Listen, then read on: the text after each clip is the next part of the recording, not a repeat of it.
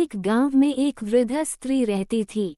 उसका कोई नहीं था। वह गोबर के उपले बनाकर बेचती थी और उसी से अपना गुजारा चलाती थी।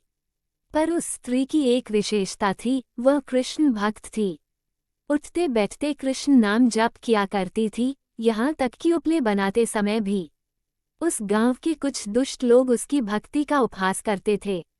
एक दिन तो उन दुष्टों ने रात में उस वृद्ध स्त्री के सारे उपले चुरा लिए और आपस में कहने लगे कि अब देखिए कृष्ण कैसे इनकी सहायता करते हैं।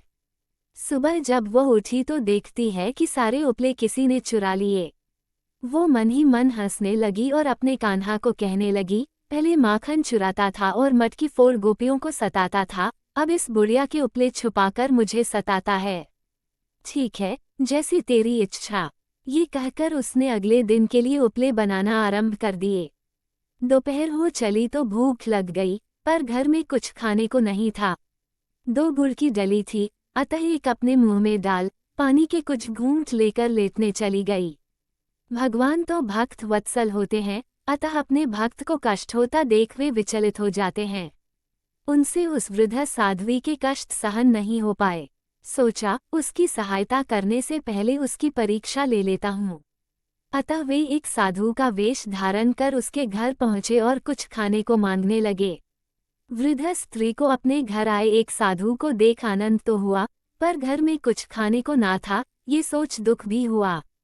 उसने गुड़ की इकलौती डली बाबा को शीतल जल के साथ खाने को दे दी। बाबा उस स्त्री के त्याग को देख प्रसन्न हो गए और जब वृद्ध स्त्री ने बाबा को अपना सारा वृतांत सुनाया तो बाबा उन्हें सहायता का आश्वासन देकर चले गए और गांव के सरपंच के यहाँ पहुँचे। सरपंच से कहा, सुना है इस गांव के बाहर जो वृद्ध स्त्री रहती है, उसके उपले किसी ने चुरा लिए। मेरे पास एक सिद्धि है, यदि गांव के सभी लोग अपने उपले ले आए तो मैं अपनी सिद्धि के बल पर उस वृद्ध स्त्री के सारे उपले अलग कर दूंगा। सरपंच एक भला व्यक्ति था, उसे भी वृद्ध स्त्री के उपले चोरी होने का दुख था।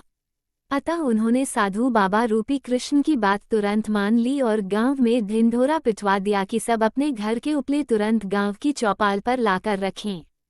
जिन दुष्ट लोगों ने चोरी की थी, उन्होंने भी वृद्ध स्त्री के उपले अपने उपलों में मिलाकर उस ढेर में एकत्रित कर दिए। उन्हें लगा कि सब उपले तो एक जैसे होते हैं, अतः साधु बाबा कैसे पहचान पाएंगे। दर्जनों को ईश्वर की लीला और शक्ति दोनों पर ही विश्वास नहीं होता। साधु वेशधारी कृष्ण ने सब उपलों को कान लगाकर वृद्ध स्त्री के उपले अलग कर दिए।